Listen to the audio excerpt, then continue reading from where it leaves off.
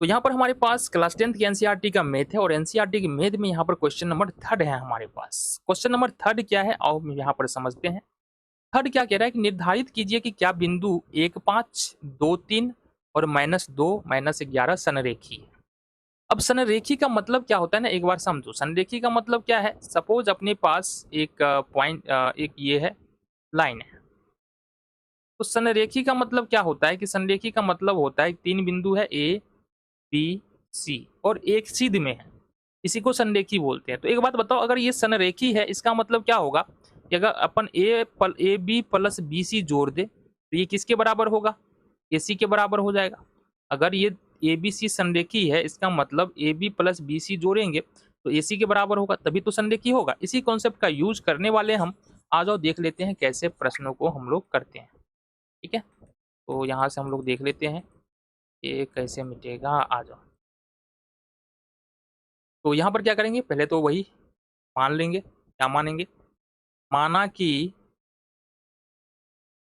ए 1, 5, फिर बी है हमारे पास 2, 3 और सी है हमारे पास -2, -11। अब यहाँ पर क्या होगा कि ए बी सी संरेखी होगा, गौर से देखना, ए बी सी संरेखी होगा। संरेखी होगा कब होगा, यदि A B plus B C बराबर क्या हो जाएगा हमारा, ए सी हो जाएगा। ये कॉन्सेप्ट लगाने वाले हैं। तो सिंपली यहाँ से हमको जो निकालना है ना, पहले ए बी निकालना है, फिर बी सी निकालना है, फिर ए सी निकालना है। तो अपन क्या करेंगे, सबसे पहले ए बी निकालते हैं। ए बी निकालेंगे तो सूत्र तो वही लगाना है हमको, x1 माइनस x2 का square plus y1 minus y2 का स्क्वायर। अच्छा, ए बी निकालना है ना तुमको, तो यहाँ पर देख लो, ए ये हो जाएगा तुम्हारा 1, 5 और बी ये हो जाएगा तुम्हारा 2, 3। ये हो गया तुम्हारा, ये x1 हो गया और ये y1 हो गया, ये x2 हो गया और ये y2 हो गया, 3 जो है y2 हो गया। अब ये मान सिंपली यहाँ पर हम रख देते हैं, तो रख लो।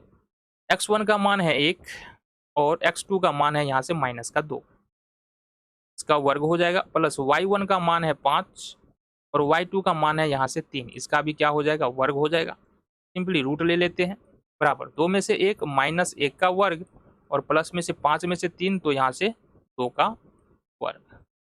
ये कितना आ रहा है तुम्हारे पास, 1 का वर्ग 1 और 2 का वर्ग 4। तो ये जो तुमको आ रहा है ना, वो आ रहा है तुम्हारा √5। कितना आ रहा है, √5। चलो जी आगे देख ले। अब हमने क्या निकाला, ए बी निकाल लिया है, अब निकालना है हमको बी सी। तो आ जाओ बी सी निकालते हैं। इसके लिए अपने को क्या जरूरत पड़ेगा, ये पॉइंट हम रख लेते हैं ताकि आगे बी सी हम निकाल पाए। आ जाओ, चलो जी आगे चलते हैं।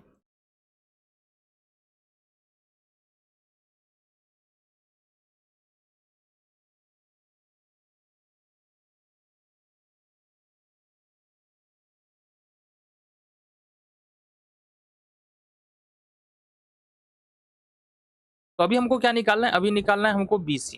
बी सी निकालने के लिए सेम सूत्र का प्रयोग करने वाले हैं, x1 माइनस x2 का square plus y1 minus y2 का स्क्वायर। ठीक है जी।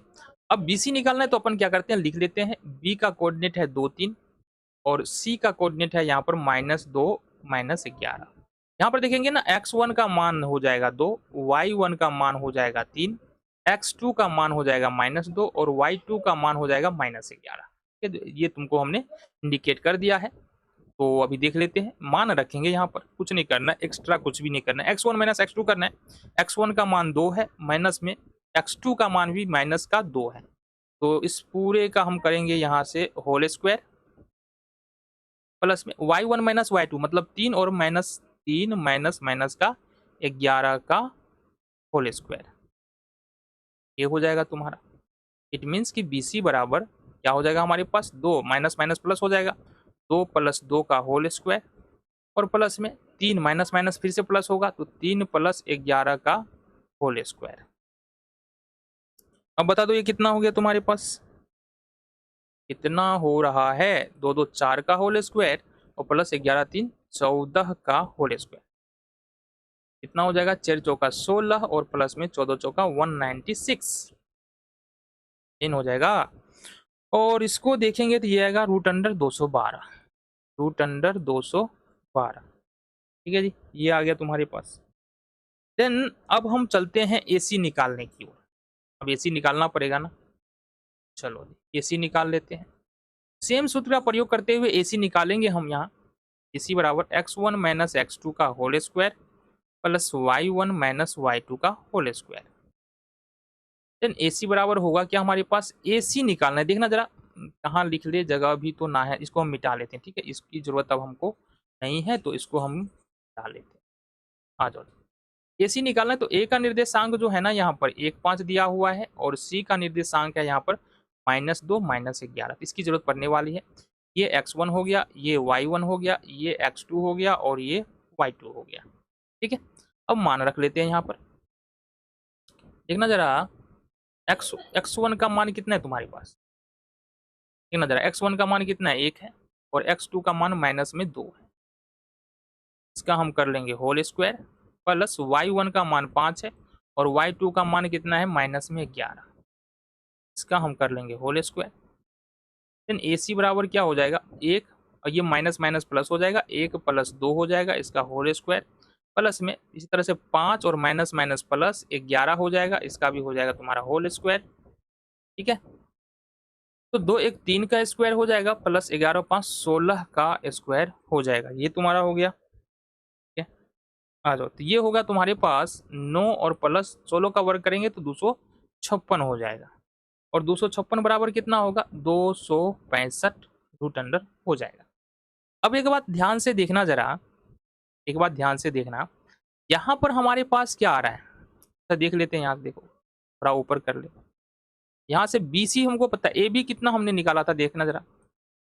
यहाँ पर हमारे पास AB निकला है √5, BC निकला है √212 और यहाँ से AC निकला है हमारे पास 265 रूट के अंदर में 265।